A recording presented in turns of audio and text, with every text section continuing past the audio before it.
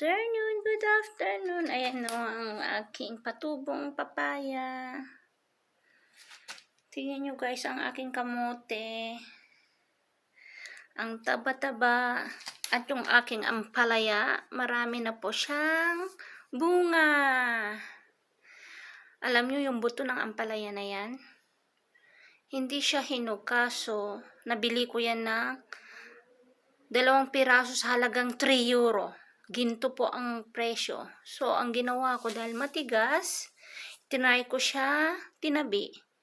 Yan na po. Marami yan. Kaso nung nagpunta ko ng bundok, napabayaan, walang nagdilig.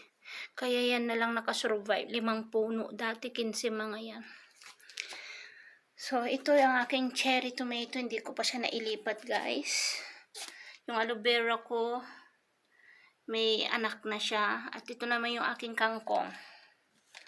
O, nakapakinabangan ko yung aking kangkong sa halagang 1 euro. So, makakalibre na ako, guys. Talbusan ko bukas para dadami. Yung aking pangalawang tanim na okra, kasi kinain siya ng snail. So, ito na lang ang natira. Hope makasurvive bago mag-winter, guys. Thank you for watching.